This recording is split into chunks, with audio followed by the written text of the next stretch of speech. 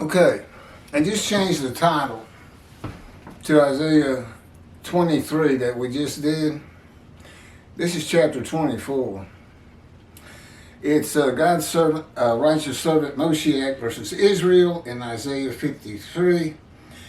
And the parentheses did read guilt offering, close parentheses. I've changed that to Tobiah's guilt offering, in parentheses. He's the only one that that says it's a guilt offering. Jews for Judaism, chapter 24, total different commentary on 53. It's based on world exaltation of the Jewish people, which has never occurred. So today, 53 can't be Israel. And I will tell you, and I have told you, it never will occur. You're not going to get 2 billion Christians to disavow Jesus. You're not going to get 2 billion Muslims to disavow Allah as they know Him. And they're not going to take off from their mosque the last messenger and prophet of God, even though it's not true. I am the last messenger and prophet of God, God's righteous servant of Isaiah 53, Moshiach. Why these two didn't just keep with what the Talmud did? Even the Rambam, they said it's a personal Messiah this Isaiah 53 describes. He is the man of Isaiah 11. And they just knew you got to have a description. And the only description out there is 53, which really has nothing to do with King David. So they didn't assume Moshiach was going to be just like King David or anything. He's going to be this person that the Christians call suffering servant. Well, that's not what he is. He's the right... What's going on?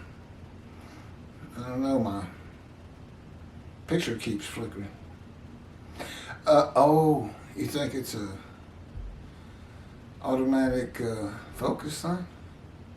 Well, it didn't blur, it just flickered. Anyway, sorry about that. Well, let's just get into it. Again, this is the book. I'm reading from the book God dictated to me, after He taught me the materials. Isaiah 53, in the day of the Lord. Just as He dictated the Torah to Moses. And just like Moses, who could have no idea about Genesis and Leviticus and Numbers and Deuteronomy, Exodus. Well, I guess depending on when he wrote it, he could have known Exodus. But I couldn't know the information in this book. No rabbi today knows these things. That's what the book's about. Look at the things y'all missed. Look at where you dropped the ball. And here's the things you simply don't know. How? An atheist for 50 years. No religious friends, no religious background. An atheist for 50 years. And a Gentile from Texas. It doesn't make me a cowboy, by the way. I grew up in Houston, in the city. But I did get shot through the abdomen on a ranch, so that's Texas for you. The belief that Isaiah 53 describes the Jewish people as one man Israel, that is often attributed to Rashi, is now the prevalent teaching on the subject. Jews for Judaism is one of the most followed on the internet in its analysis of Isaiah 53 being the people of Israel. I don't know, Tobiah's got 66,000 followers. I would think Jews for Judaism has more, just because they're international. The following is from Jews for Judaism, Isaiah 53, verse by verse. You can find this on their website. You can download it, as a matter of fact, if you want to see the whole thing. I'm hitting about 3 of their verses.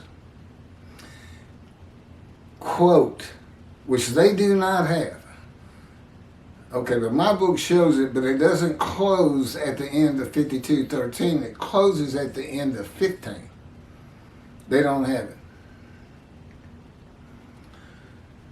And this is from the JPS 1985 version, translation of Hebrew to English, from scratch, from the Leningrad Codex, the oldest Hebrew Bible in existence. 52:13, behold, my servant shall succeed, he will be exalted and become high and exceedingly lofty. This is the commentary of Jews for Judaism. The success and exaltation of God's servant. It doesn't say righteous servant. Is an event that the prophet sees as futuristic. The immediate context, 52:7-12, tells us that this is part of the blessing that Israel will experience at the time of the restoration. Couldn't be more wrong. Oh, I'm going to have my commentary on this. It comes up next. It couldn't be more wrong. I think this fellow's last name is Kravitz with a K. I've been saying Michael Skoback, but that's going to change to Kravitz. My response to the commentary of Jews for Judaism on Isaiah 53:13. In Isaiah 52:13-15, a multiple verse quotation, the Lord begins to describe his righteous servant of Isaiah 53. Isaiah 52:13-15 should have been verses 1-3 of chapter 53. My servant to be exalted and become high and exceedingly lofty, because of these quotes and because of the words themselves, is now the Gentile man that God comes with from Edom, a Christian country, and of the Jewish people, none are with him. It is not the exiles. It is the Gentile that becomes my righteous servant in Isaiah 53:11 after passing the test of devotion, in Isaiah 53:10 when he makes himself an offering for guilt in a covenant with God.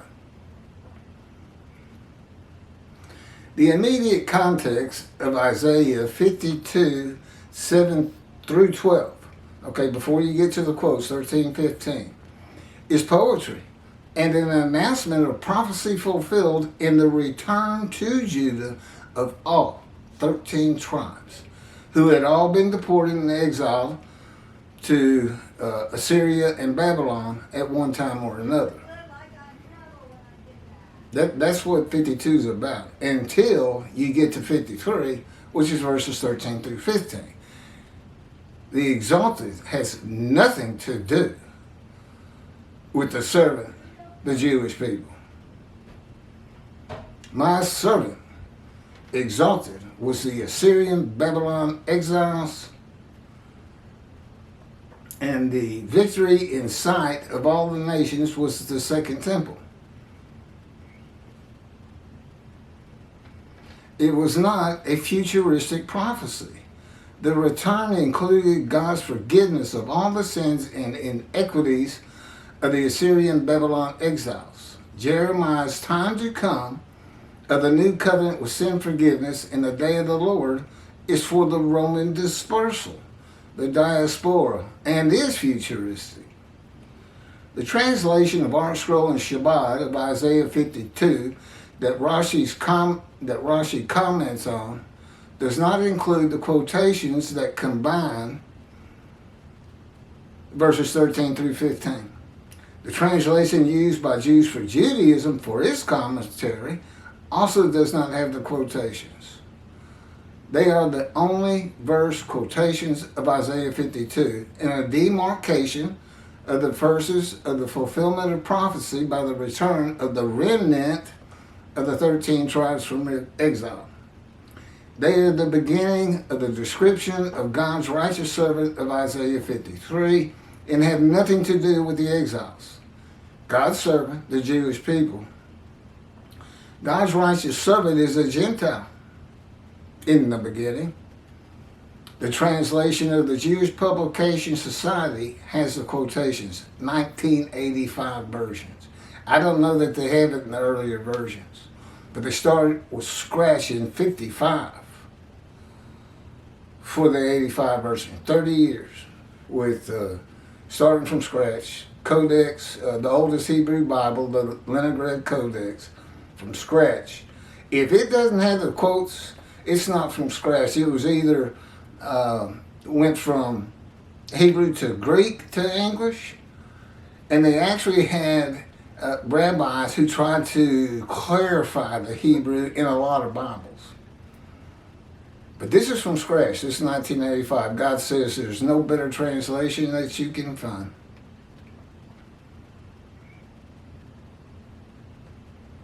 "13. Behold, my servant shall prosper. He shall be exalted and lifted up, and he shall be very high." That's me. That's not all of the Jewish people gathered as one man, Israel. It's the beginning of 53, God's righteous servant. He never calls the Jewish people his righteous servant. He does call them his servant, and they are. But 53 is very specific about it and stands out on its own. It describes a different person, and in this case, a Gentile. Again, God's coming from Adam, chapter 63, and of the Jewish people, none are with him. But he's coming with his representation, as we see, in other chapters.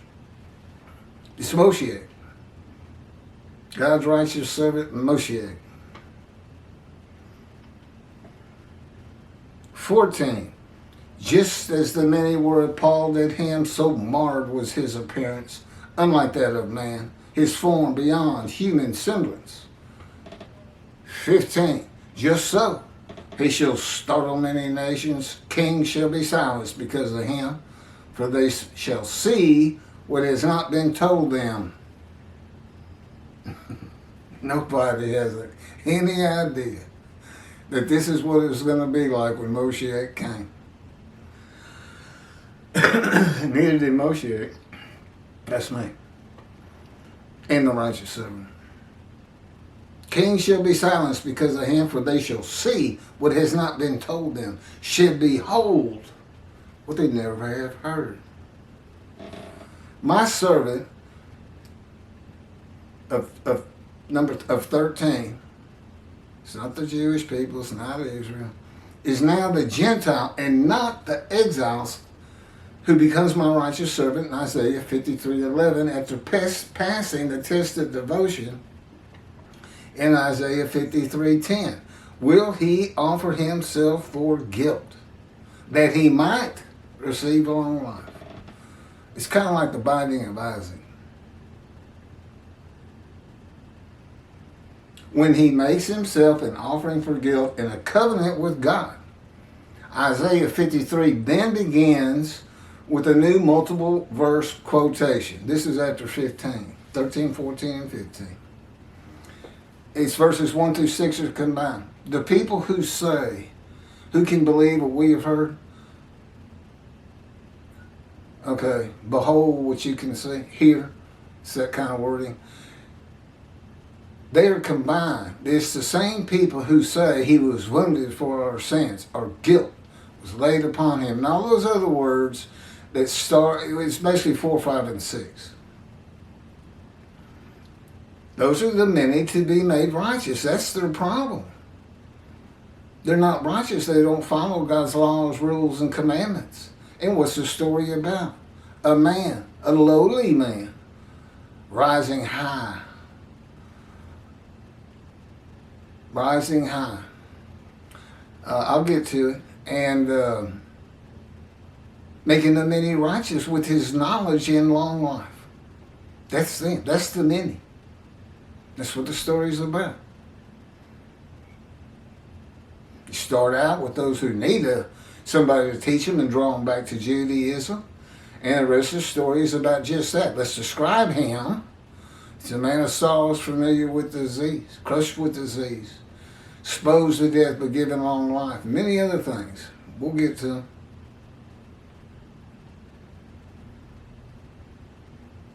So Isaiah 53 then begins with a new multiple verse quotation that is missing the quotes from the translation of Art Scroll, Shabbat, and also Jews for Judaism in the translation used in his commentary, but included in the translation of the Jewish Publication Society.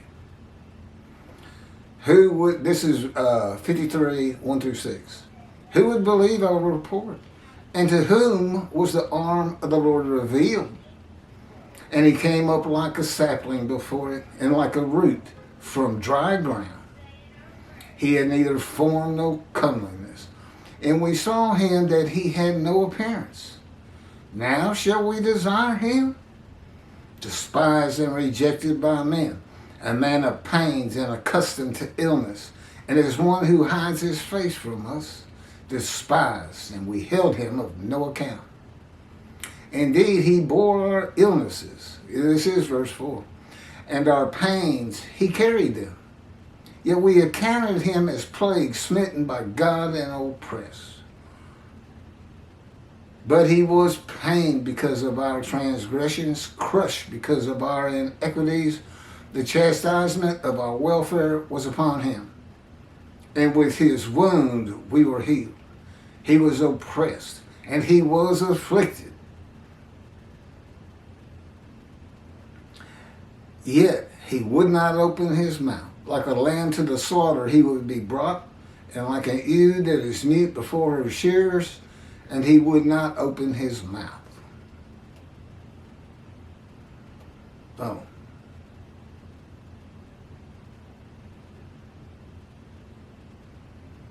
That wasn't the JPS version of 1 through 6, but it's close enough.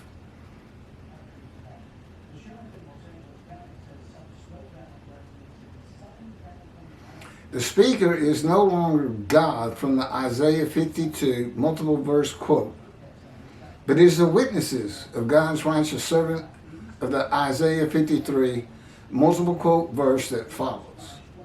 The witnesses, who are Jews, identify themselves as one of the many made righteous by God's righteous servant, saying, it was our sickness that he was bearing, our suffering he endured. That's verse 4. He was wounded because of our sins, crushed because of our iniquities. Verse 5. He bore the chastisement that made us whole, and by his bruises we were healed. Verse 5. And the Lord visited upon him the guilt of all of us. See also verse 6. Oh no, that's verse 6. And see offering for guilt in 53:10. I gotta get the TV. My parents are in their 90s. They can't hear you. I gotta go shut their door. Tornadoes one, but it only lasts about an hour or so, so we'll watch that.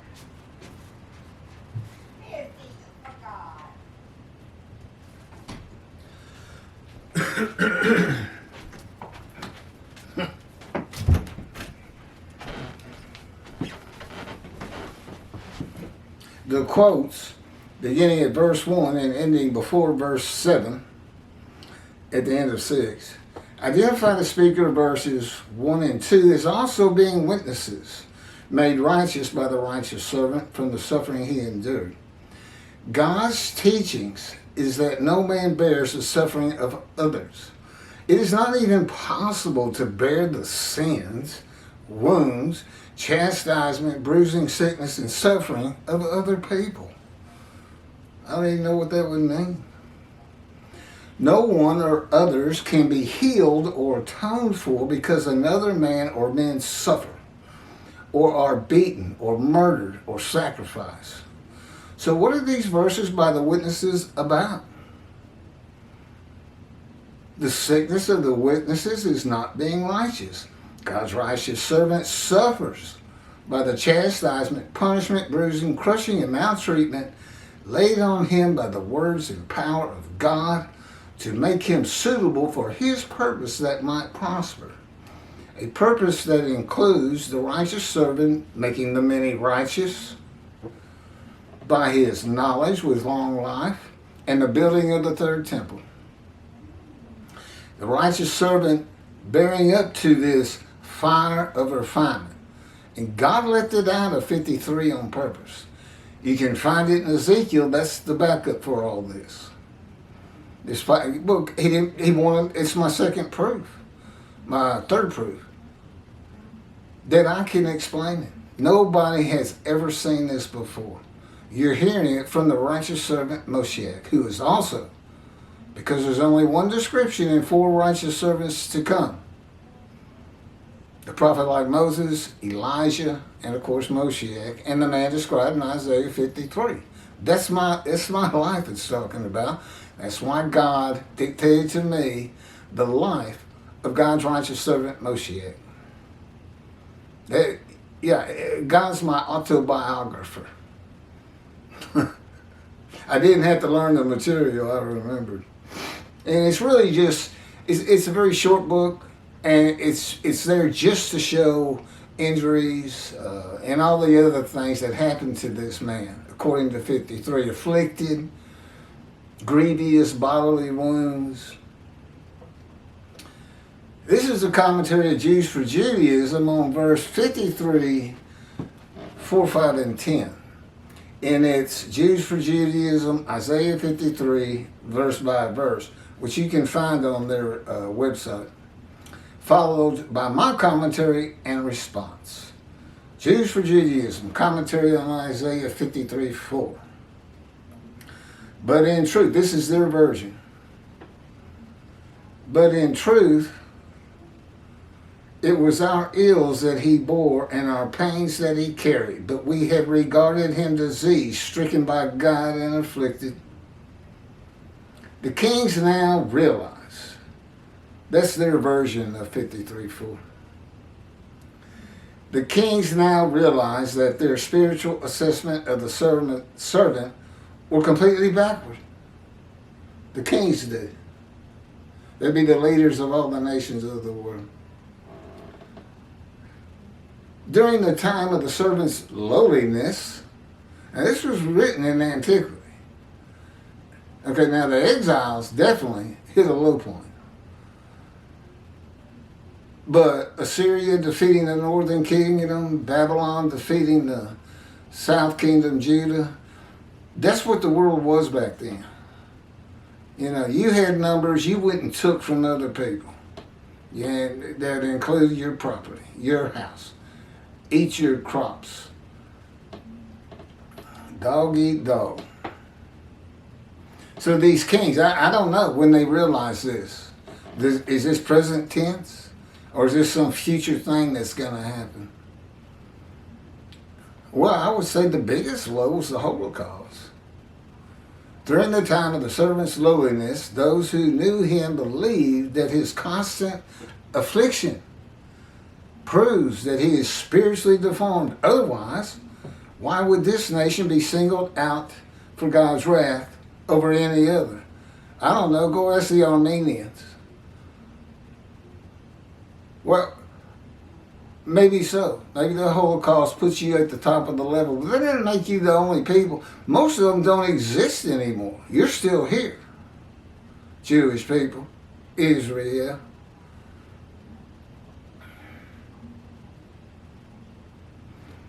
But now, with the servant's exaltation, when? It's an event that cannot occur. No, 2 billion Christians aren't going to disavow Jesus and say the Jewish people have been right all along. It's the God of Israel. 2 billion Muslims aren't going to do that either. The world is not going to exalt the Jewish people, and God makes that clear in the covenant of friendships. He simply says you'll be safe on your soul, and you will no longer be the taunts of nations when I place my temple amongst you. Not be the taunts of nations. Does that sound like kings bowing down of the nations of the earth and exalting the Jewish people? Everything in this commentary is based on that happening. or has happened. Well, they don't do that. On something that's never going to happen. The entire covenant, you got to throw it out. 53 is not Israel, period. And you know, if you read the previous chapter, 23, you know all the different reasons it simply cannot apply to them as one man Israel, the Jewish people. But now, with the servant's exaltation, as though it's happened. Look at this. That's fraudulent. They realized that the servant was not more wicked than them, but more righteous. Now, this guy can tell the future. He's going to see that. They realized. The kings of the nations realized. The leaders in China, North Korea, South Korea, they're going to realize this as they exalt the Jew. World exaltation, they call it.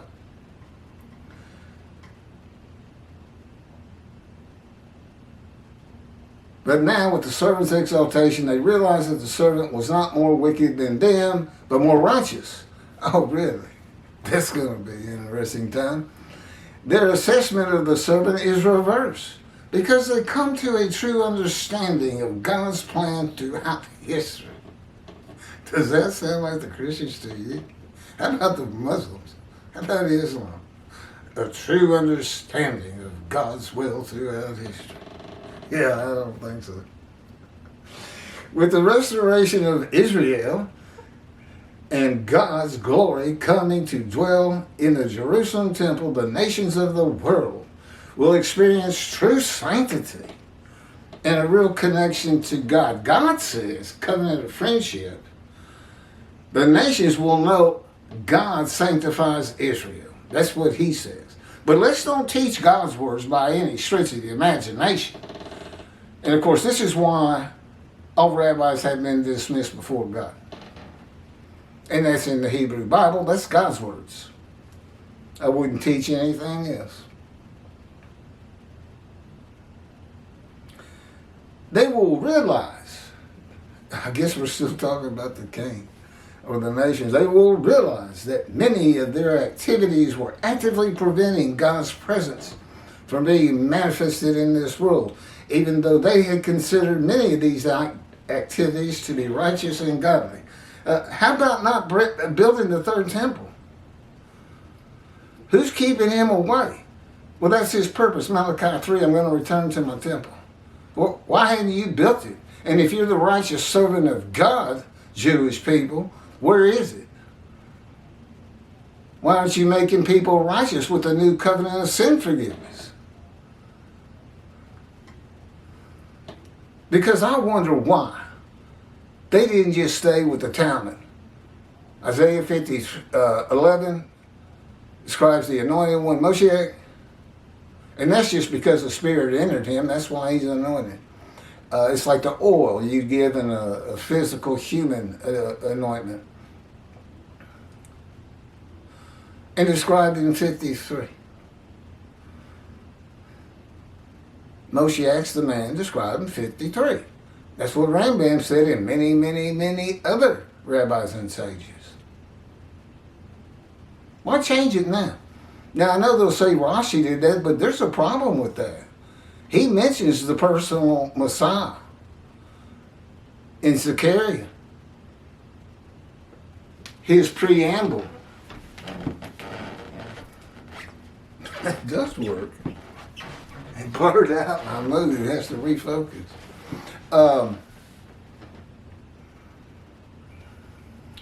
Anyway, I don't know where I was.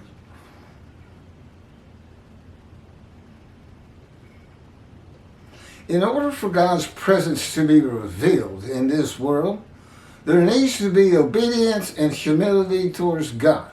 The obedience does not have to be perfect because God doesn't demand from his creation that which they cannot deliver. But it needs to be accepting of God's sovereignty to the degree that humans are capable. He's saying we got to stop sinning to the extent we can. What do we know? God comes with a covenant of sin forgiveness. Not worried about that. No. All it is God has